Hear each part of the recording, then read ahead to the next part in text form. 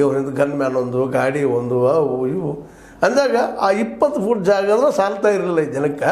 ಅಂಥದ್ರಲ್ಲಿ 10 ಫುಟ್ ಅವ್ರಿಗೆ 10 ಫುಟ್ ಇವ್ರಿಗೆ VIP ಹೋಗೋದಕ್ಕೆ. ಒಬ್ಬ VIP ಹೋಗ್ತಾರೆ ಅಂದರೆ ನಿಮ್ಗೆ ಗೊತ್ತು, ಒಬ್ಬ ಮಿನಿಸ್ಟ್ರ್ ಹೊಂಟಪ್ಪ ಅಂದ್ರೆ ಅವ್ನಿಂದ ಎಷ್ಟು ಮಂದಿ ಹೋಗ್ತಾರೆ, 2 ಜನ ಇರ್ತಾರೆ, ಅವ್ನಿಗೆ ಬೇಕಾದ ಜನ ಎಲ್ಲರೂ ಹೋಗೋದ್ರಿಂದಾಗಿ ಹಾದಿ ಬಿಡಬೇಕು. ಅವ್ನು ಸೈರನ್ ಹೊಡೆದು ಹೋಗ್ತಿರ್ತಾನೆ, ಬಂದ್ರು ಅನ್ನೋ ಜನನೂ ಆಗ್ತಿರ್ತಾವೆ.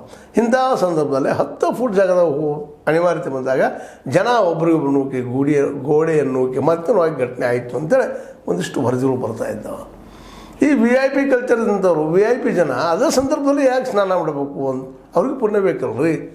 ಮತ್ತು ಅದ್ರ ಜೊತೆ ಇನ್ನೊಂದು, ನಾವು ಎಂಥ ದೈವಿ ಭಕ್ತರು ಜಗತ್ತಿಗೆ ತೋರಿಸುವಂಥ ಒಂದು ನಾಟಕೇನು ಅಲ್ಲದ. ಈಗ ನೋಡ್ರಿ ಮೊನ್ನೆ ಶಾರ್ ಅವರು ಹೋಗಿ ಸ್ನಾನ ಮಾಡಿದ್ದು ಅದೇನು ದೊಡ್ಡ ವಿಷಯ ಮಾಡಬೇಕಾಗಿತ್ತು. ಅವ್ರು ಹೋಗಿದ್ದಾರೆ, ಪುಣ್ಯ ಪಡ್ಕೊಂಡಿದ್ದಾರೆ, ಅವರೊಬ್ಬ ಹಿಂದೂ ಆಗಿ ತೋರಿಸ್ಕೊಂಡಾರ. ಇರಲಿ, ಅದು ಜಗತ್ತಿಗೆ ತೋರಿಸೋ ಅವಶ್ಯಕತೆ ಇತ್ತಾ ಅಂತೇಳಿ. ಅದು ರಾಜಕಾರಣಿಗಳಿಗೆ ಅರ್ಥ ಅದರಲ್ಲಿ ಶ್ರೀಮಂತ ಇದ್ದಂಥವ್ರಿಗೆ ಇದೆಲ್ಲ ಬೇಕು. ತಮ್ಮ ಶ್ರೀಮಂತಿಗೆ ತೋರಿಸ್ಬೇಕು, ತಮ್ಮ ಇದನ್ನು ತೋರಿಸ್ಕೊಳ್ಬೇಕು, ಮತ್ತು ಸುರಕ್ಷಿತನೂ ಬೇಕು. ಯಾಕಂದರೆ ಯಾಕಂದರೆ ಇವರು ಅರ್ಥದ ದೃಷ್ಟಿಯಲ್ಲಿ ರಾಜಕೀಯವಾಗಿರಲಿ ಇವರು ವೈರಿಗಳು ಇದ್ದೇ ಇರ್ತಾರೆ. ಯಾರಿಂದ ಆದರೂ ಒಂದು ಹೊರತು ಬಿದ್ದೇ ಬೀಳ್ತದೆ.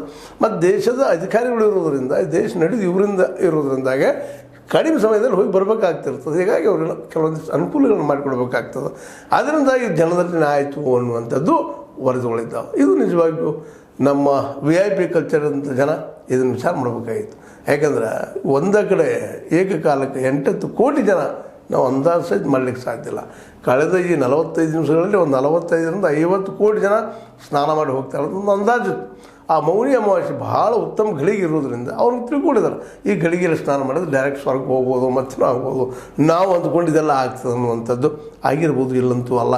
ಆ ಕಾರಣಕ್ಕಾಗಿ ಒಂದು ಈ ಸ್ನಾನ ಮಾಡಿ ನಮಗೆ ಅತ್ಯಂತ ಹೆಚ್ಚಿನ ಪುಣ್ಯ ಬರುತ್ತೆ ಅಂತೇಳಿ ಈ ಜನಸಾಮಾನ್ಯರ ಜೊತೆಗೆ ಈ ಒಂದು VIPಗಳು ಹೋಗಿದ್ದರಿಂದಾಗಿ ದೊಡ್ಡ ಪ್ರಮಾಣದ ಅವಘಡ ಆಯಿತು ಅಂತೇಳಿ ಒಂದಿಷ್ಟು ವರದಿಗಳಿದ್ದಾವೆ. ಇದು ನಿಜವಾಗಿಯೂ ನಾವೆಲ್ಲರೂ ಕಳವಳಗೊಳ್ಳುವಂಥದ್ದು. ಮತ್ತು ಈ ದಿಶೆಯಲ್ಲೇ ಅಲ್ಲಿ ಮುಖ್ಯಮಂತ್ರಿಗಳು